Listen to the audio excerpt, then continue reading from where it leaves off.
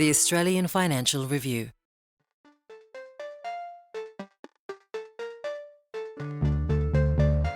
Don't be scared of making a decision. A decision is just something to work through, and it will just lead you to other decisions. It's very easy to intellectualise why things shouldn't happen. Progress over perfection is often better than perfection itself.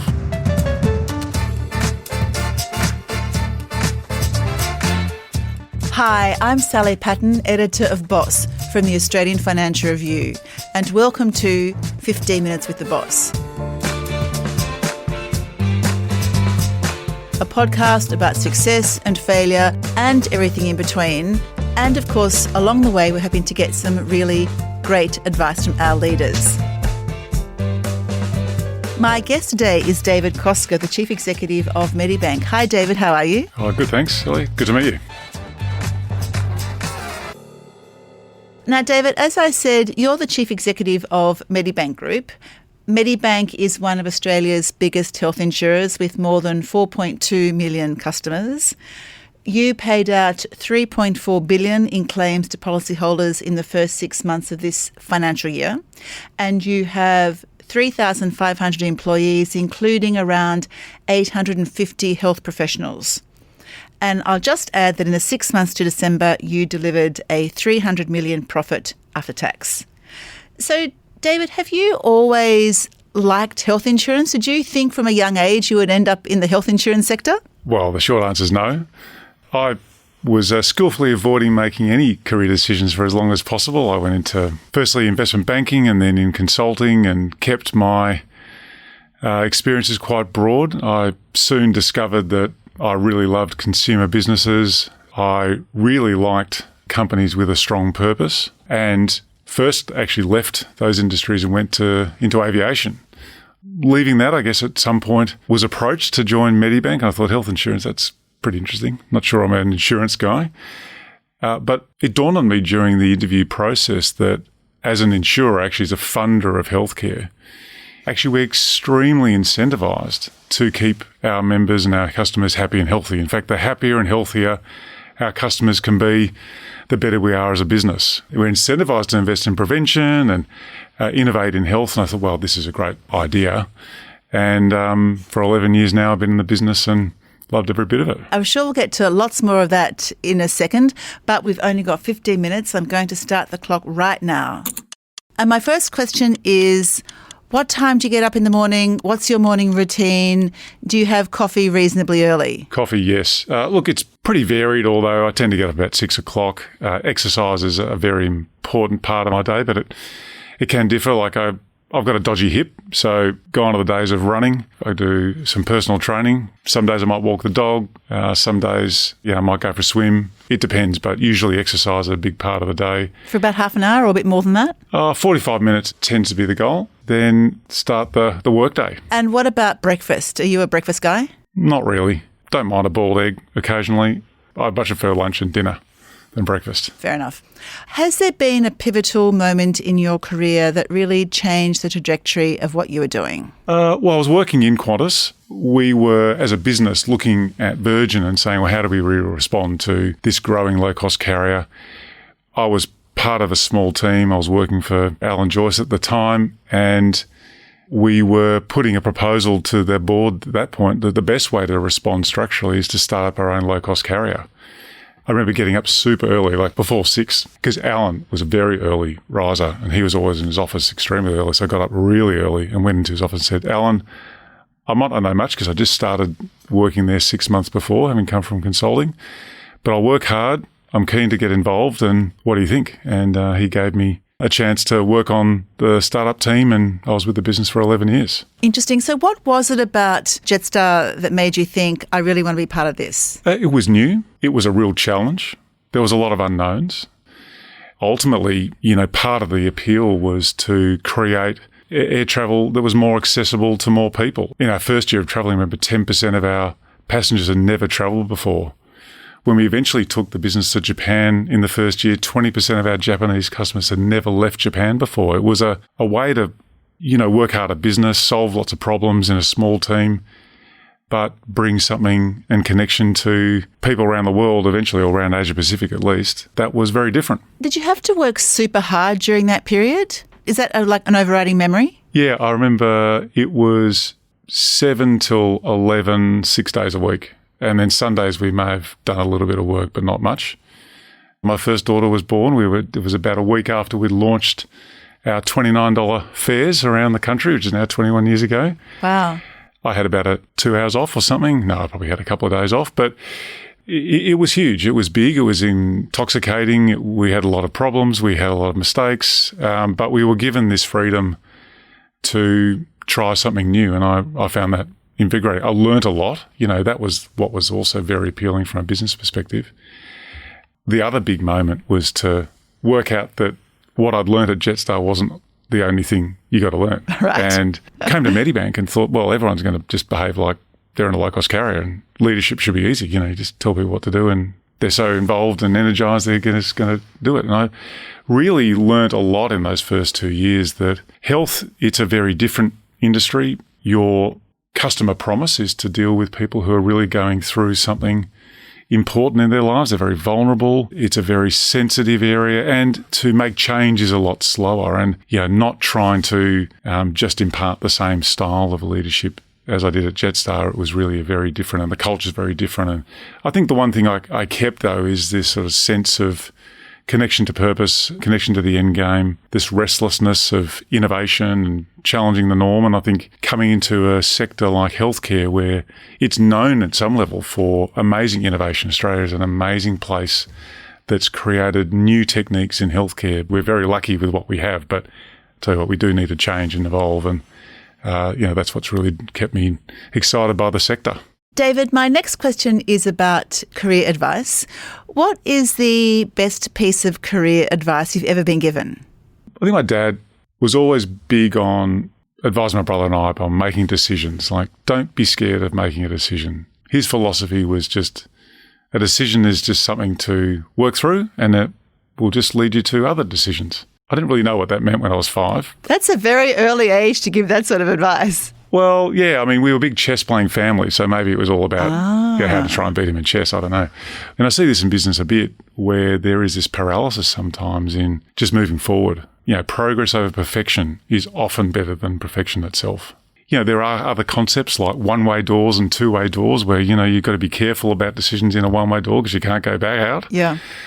But most often decisions are two-way doors. And if you make the wrong decision, you'll learn something from it. You might be surprised about the outcomes. I think that's a bit of advice that Dad gave me that I've sort of heard a few different ways in my career that's really helped. So what I find interesting about that is that, it's often said that in times of economic uncertainty, businesses just don't make decisions because the environment's too uncertain. But with your lesson in mind, would you just go ahead and make a decision anyway? Because as you say, forget the uncertainty, just decide. If you don't move forward, then you're going to be obsolete pretty quickly. Yeah. It's very easy to intellectualise why things shouldn't happen. The hardest thing often is to say, well, let's just do something and see what happens. Thing I learned at Jetstar, we got quite good at quantifying the cost of indecision. So it might be something like, well, every day that we don't decide on what we're doing, 10,000 customers are not getting this outcome. And for them, that might be $10 each. And so this for our customers is $100,000 a day. So if it's 30 days, it's $3 million. Are you willing to wait? Oh, that's a good way of looking at it. Actually quantify it. You can quantify it from a customer perspective. It could be our time, but it's a way to value how much information, how much time you need to move forward. Interesting. And presumably you can do that in any given sector, right? There's always a cost anywhere of not making the decision. There's always an opportunity cost. You've got people who have this great connection to our purpose and they want to achieve, but you're in the way. So what are you going to do?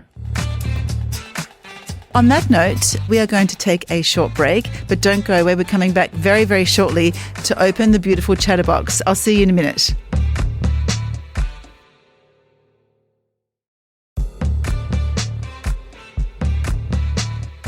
Welcome back to 15 Minutes with the Boss. I'm here with David Koczkar, the Chief Executive of Medibank Group.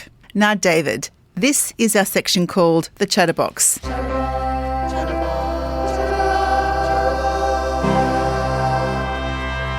I'm excited.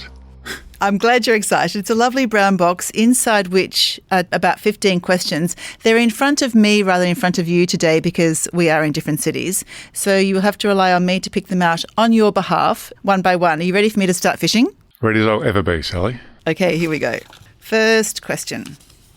What does AI mean for your business? How can you see Medibank using AI in even 2 or 3 years' time?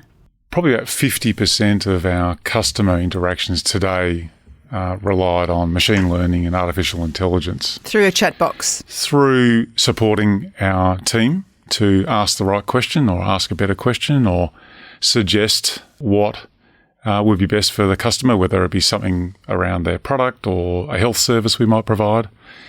I think on a system level, we're quite progressed on, using AI, agentic AI, to take away some of the more low-value activities in the business, really to empower our people to have really high-value conversations with our customers, and that's really the sort of essence of it. And then in health, we deliver 3 or 4 million interactions in health for patients. It's a bit further behind, and I think this will be very interesting as the health landscape evolves. We have this situation in Australia where probably 12 or 13% of the workforce work in health.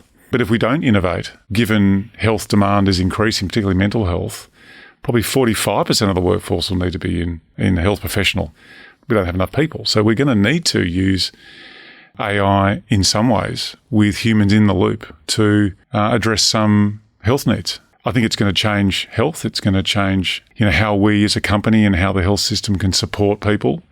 Probably the biggest opportunity we have is around prevention. We spend 99% of our health dollars on treatment. It's a big opportunity to invest in prevention to support people either in mental or physical health, where small interventions can make a big difference. And that's where AI will play. And, we're already doing some work in that space. So you mentioned mental health. Why do you think that mental health is such a big problem at the moment and seemingly getting bigger? Yeah, well, the stats are that, 1 in 5 of us today in this country will have a mental health issue that we're dealing with. I think the issue is that the system is either at breaking point or is broken. To the point of healthcare, we spend way more on treatment and not enough on prevention. So I think in schools, with younger people and with everyone, a little bit more effort on mental fitness, just like we invest in physical fitness, versus waiting for it to manifest into something more acute. That's the focus I think we need to have as a country, not just in mental health, but also physical health. And do you look after your mental health by doing things like mindfulness? Yes. So my mum's a professional musician. I have played music since I was 5. I play the cello, and music is a very big part of my life. I either play or listen to music during the day or very frequently to support my mental health. For me, it's anything that I can take a fire break in the day where I can sort of get out of the work environment and reapproach the sort of activities of the day. I find it just takes 5 minutes. So during the day, will you get up, leave your desk, put your buds in and listen to a piece of classical music for 5 or 10 minutes? Absolutely. Or it could be something different. Like at the moment, I've got this ambition to learn Italian. So it could be 5 minutes on Duolingo. It could be, 5 minutes speaking to my wife or one of my daughters. It just takes 5 minutes. But yeah, music probably is my go-to. It's great. I would say. And just even that 5 minutes, does that really, really help you for the rest of the day? Absolutely. I mean, your brain is a muscle and it's working a lot. You can be coping with a lot of different things in one moment. Things can get a bit overwhelming and you just need time to process. So what are the pieces that you love, that you might listen to a lot? I love a bit of Tchaikovsky. I love a bit of Mahler. Khatchurian is an amazing composer, more modern composer. But then equally we had, the other day was the Triple J Hottest 100. It was all like songs from the 90s. And now I've got the playlist and I might listen to Oasis or, something from Cold Chisel, or it could be a whole lot of things, but it depends on the mood. But it just takes 5 minutes. Usually a song is only 3 minutes, so maybe it's 2 songs. Maybe 2 songs. Okay, I love that. David, we're going to have another question. I'm going to have another fish in the box on your behalf. Here I go. How do you get over a bad day? Actually, this is a very good question for you. I've had plenty of bad days. And work life can be overwhelming. There are lots of pressures. Life can be overwhelming. I think family is this amazing way of connecting and reconnecting. They know you. They're on your side. They see you for who you are, not what you do. And going home, you can decompress, and then it's like, well, I've just got to take the bins out, and Mum might say my TV stopped working, and I go over there and help her retune the ABC or whatever it is. And, the rest of those sort of worries get diminished, and you can reconnect about what's really important. And are you very conscious about how much sleep you have? Yes. Sleep has not been recently a great thing for me. Waking up in the middle of the night with monsters in my dreams. It related back to some high pressure environments where I didn't deal with the stress of the time. And I'm a pretty chilled out person normally. People think I'm very calm, but, I found out that stress was coming out in my sleep. And it's not a physical sleep thing. It's my way of dealing with stress. And so now I'm much more purposeful during the day of vocalising issues. Even, if I see a scary creature in my sleep, I'll visualise it the next day. And when I see it, when I'm awake, I'll talk to it and say, you're not going to bug me tonight. And that's part of self-visualisation. That's a technique you can do. But so sleep is an ever-present obsession. But the biggest way I can get better sleep is to deal with stress, during the day before I actually go to sleep. I've sort of learnt the hard way. It's better to do it proactively. It's very interesting advice. I like that. On that note, you have passed the Chatterbox section. Thank you very much.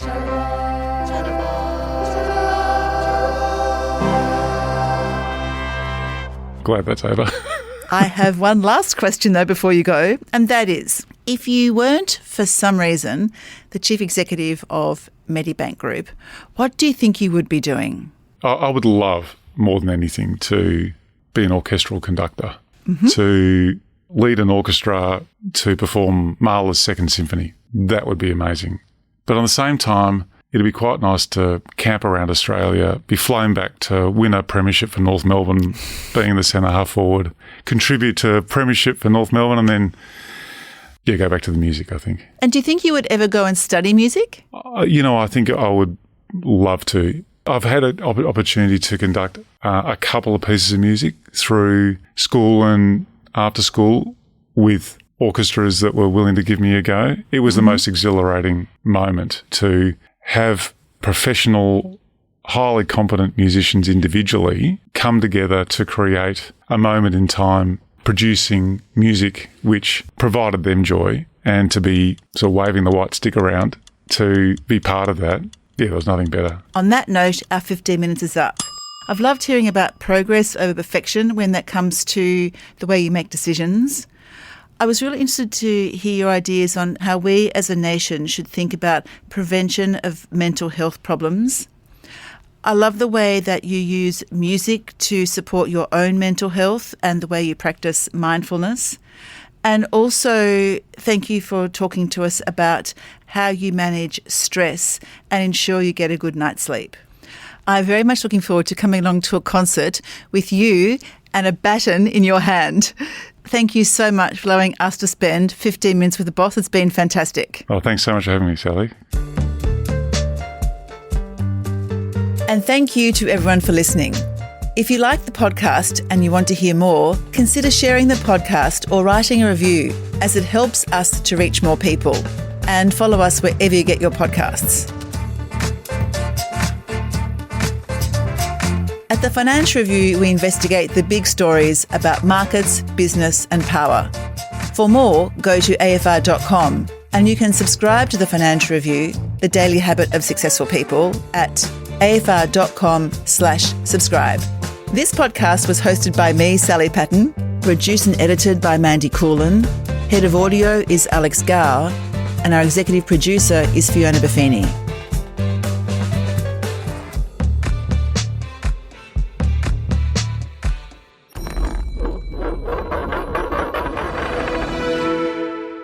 Australian Financial Review.